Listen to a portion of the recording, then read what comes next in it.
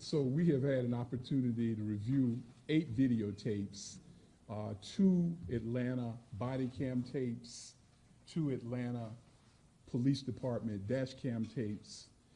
We have also had an opportunity to review a Wendy's surveillance tape.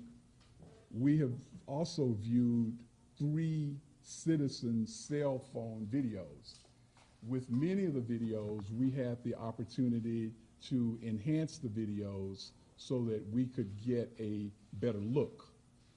The other thing that we have had an opportunity to do is to view some of the physical evidence.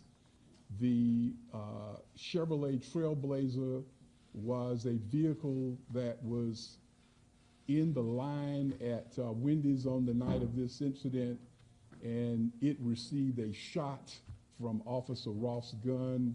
We've had an opportunity, along with the GBI now, to view that Trailblazer. My office has had an opportunity to inspect the crime scene.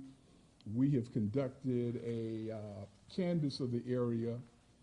We started our investigation at about 1:15 a.m. on Saturday morning, and we have been working on this case around the clock since that time. Go to the next slide. We have spent some time examining the taser evidence in this case. We've actually examined and possessed the 2 tasers that were used. We have also had an opportunity to examine the taser logs that are prepared as the tasers are used. And we have also consulted with a taser expert from the company that manufactures the tasers. We received a preliminary medical autopsy. We've received a preliminary ballistics report, and in reaching our conclusions today, we have worked with both the Georgia Bureau of Investigation as well as the Atlanta Police Department. This will be the 4th time that we have asked that arrest warrants are issued in a case before an indictment. This lists the other 3 cases that we were involved with where an arrest warrant was issued prior to indictment. Unfortunately, this marks the 40th prosecution of police officers for misconduct here in our county, and this is the 9th time that we've prosecuted a homicide case committed by a police officer. 8 of those cases involved black males, and 1 of those cases involved a black female. So in reaching our decision, there were some considerations that we considered important.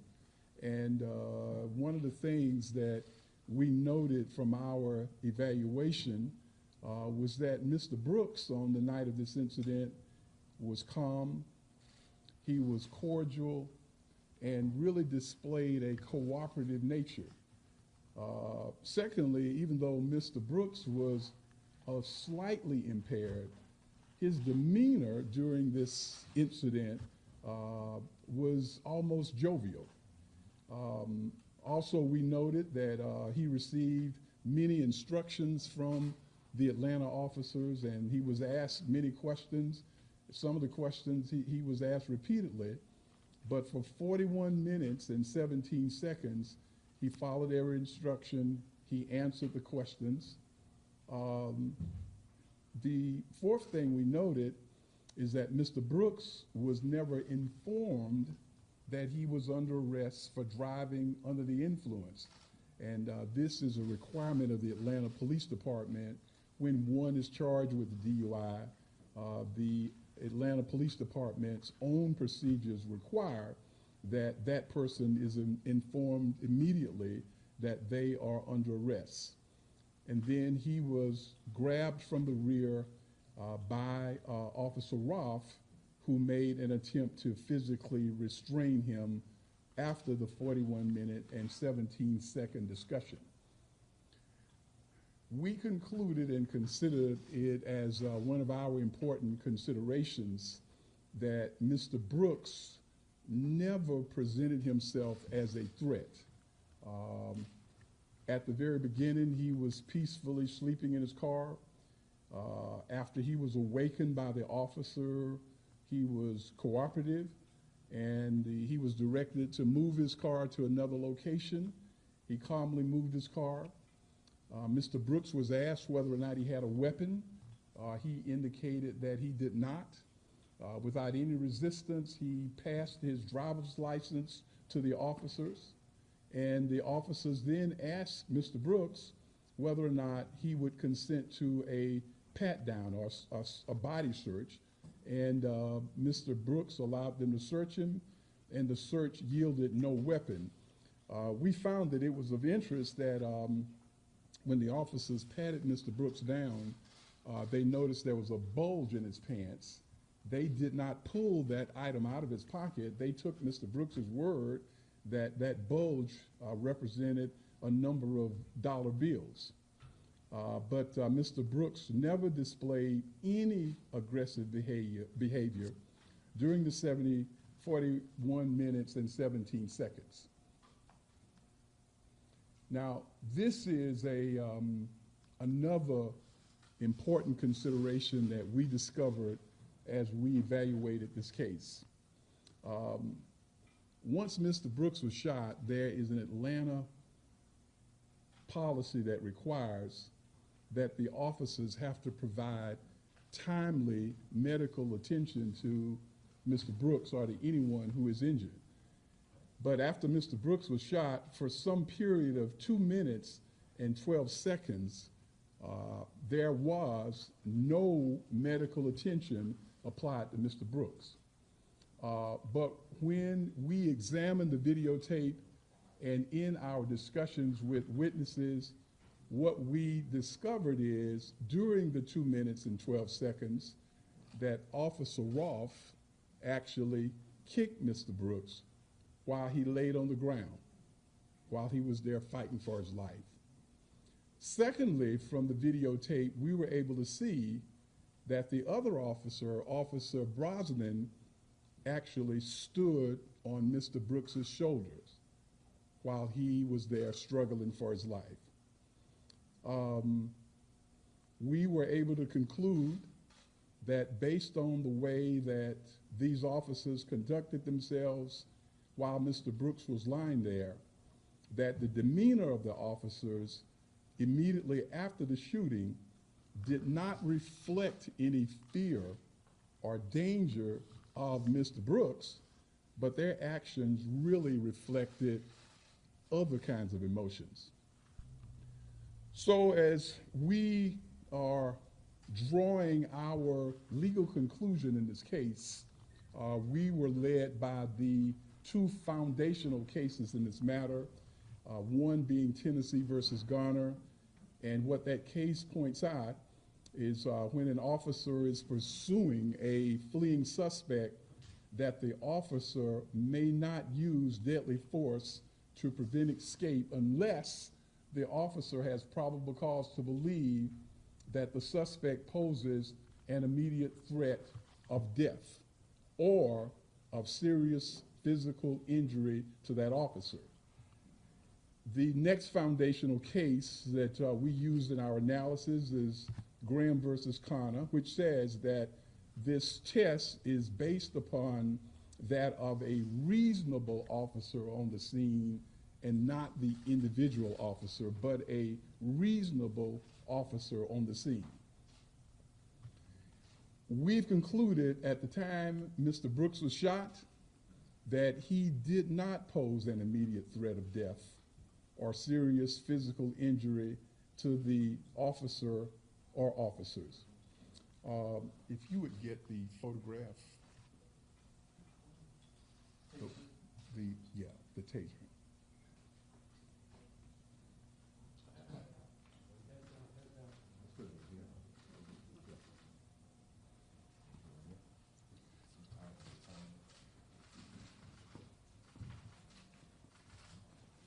This is the first photograph that we were able to clean this kind of crooked to see if you can get a straight one.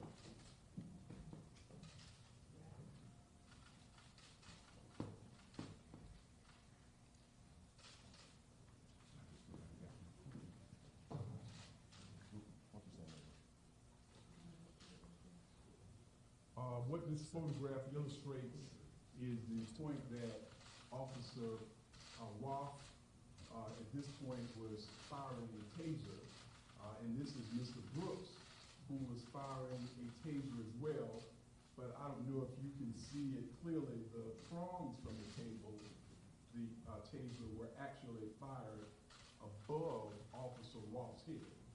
I'd like for you to also look at the position of Officer Roth and Mr. Brooks, that they are here next to this red automobile. If we look at the next photograph,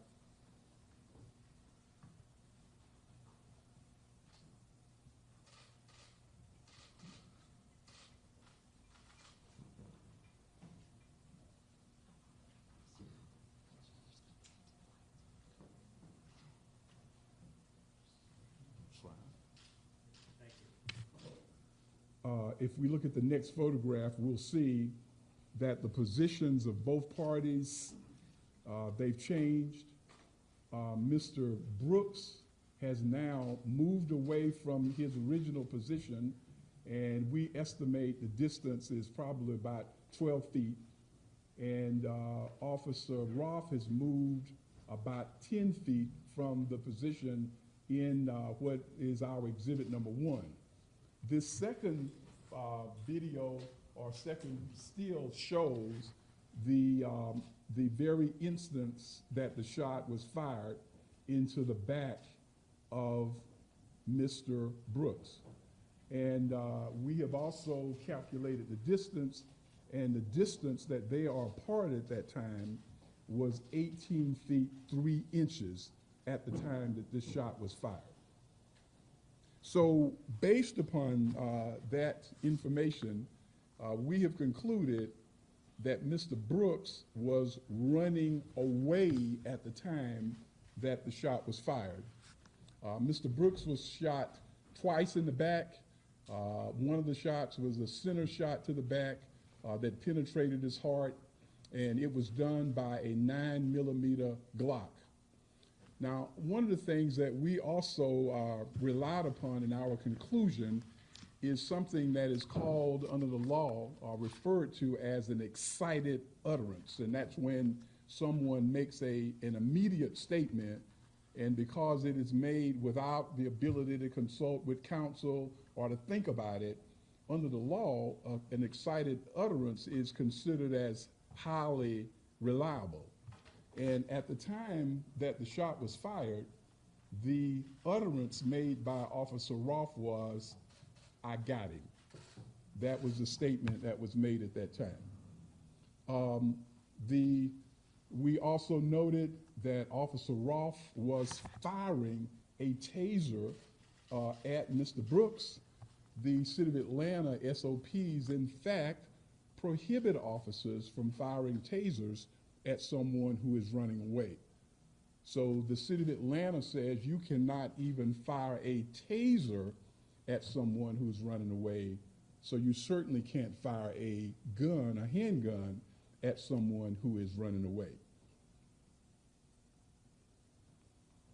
So in addition to our findings, as many of you all already know, that the Atlanta mayor, Mayor Keisha Bottoms, and the police department concluded that Officer Roth's actions were excessive and in violation of APD's SOP. There's an SOP, I believe it's 4.1.1, and after their analysis that the actions were excessive, Officer Roth was fired.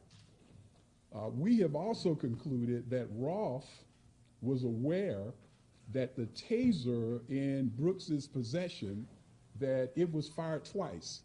And once it's fired twice, it presented no danger to him or to any other persons. Now, we have had something quite remarkable to happen in this case, and it involves the testimony of the other officer, Devin Brosnan, because Officer Brosnan has now become a state's witness. He has decided to testify on behalf of the state in this case. What he has said to us that is within a matter of days, he plans to make a statement regarding the culpability of Officer Roth, but he indicated that he is not psychologically willing to give that statement today. Officer Brosnan, however, has admitted that he was in fact standing on Mr. Brooks's body immediately after the shooting. So these are the charges that we have had filed today, signed by one of our Superior Court judges. These are the 11 charges against Officer Roth. The first charge is felony murder. This is the death that is as a result of a underlying felony, and in this case, the underlying felony is aggravated assault with a deadly weapon, and the possible sentences for a felony murder conviction would be life, life without parole, or the death penalty. Now, he's also charged in the arrest warrant with aggravated assault with a deadly weapon, and this is a count charging him for the shooting of Mr. Brooks, and the possible sentence for aggravated assault is 1 to 20 years. The third aggravated assault account is for the shooting towards or in the direction of Mr. Melvin Evans. Mr. Evans was the person who was seated in the car. Do we have the picture of Mr.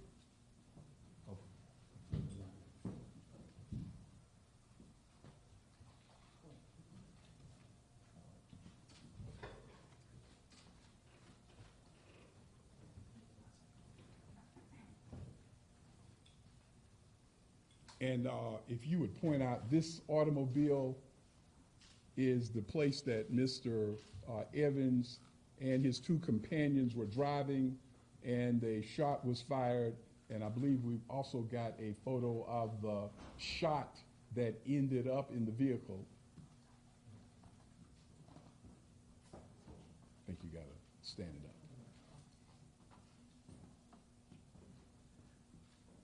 And so with count 4 against Miss Officer Roth, it charges him with aggravated assault for firing the weapon in or in the direction of Danielle Killians, who was in the passenger side of the front seat of the car. Next slide. Count 5 is an aggravated assault charge, and this was a charge for shooting towards or in the direction of Michael Perkins. Mr. Perkins was seated in the rear of this same vehicle at that time.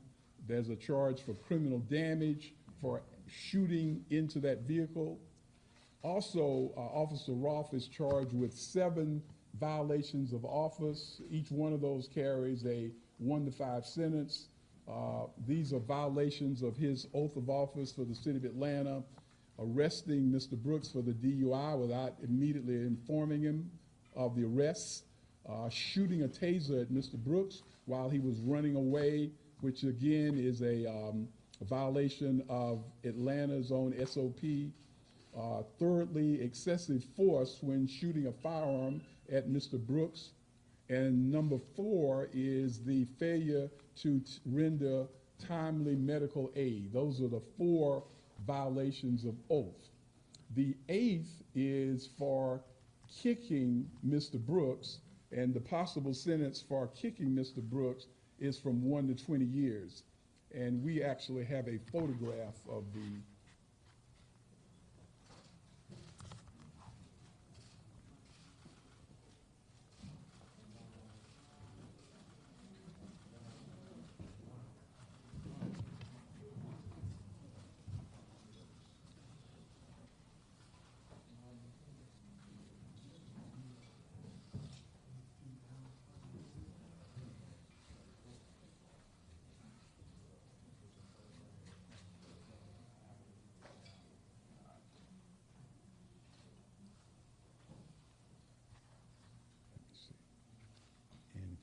to the next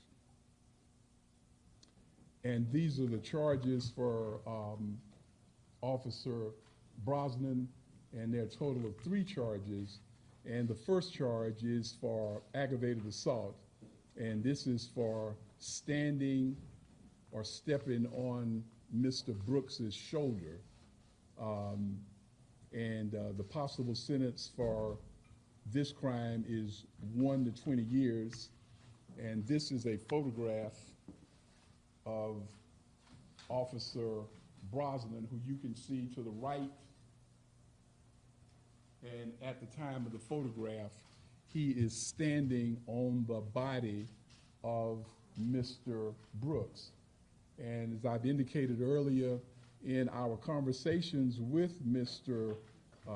Officer Brosnan, he has admitted that he stood on the body of Mr. Brooks. He said he believes that he was standing on Mr. Brooks's arm, but that is what the photograph shows. We've also charged him with additionally 2 violations of oath. One is for the standing on the shoulder. That is an unauthorized weaponless control technique which the city of Atlanta prohibits. And the second violation of oath was for the failure to render timely medical aid to Mr. Brooks. Let's see. So the arrest warrants have already been signed. We are asking Officer Roth and Officer Brosnan to surrender themselves by 6 p.m. on tomorrow. Because Officer Brosnan is now becoming a cooperating witness for the state, we are asking the court to grant a bond of $50,000 and to allow Mr. Officer Brosnan to sign that bond. As I indicated, that he would become one of the first police officers to actually indicate that he is willing to testify against someone in his own department. As for Officer Roth, the person who fired the 2 bullets, we're recommending no bond for Officer Roth. If he is given a bond, that would be done by one of our Superior Court judges.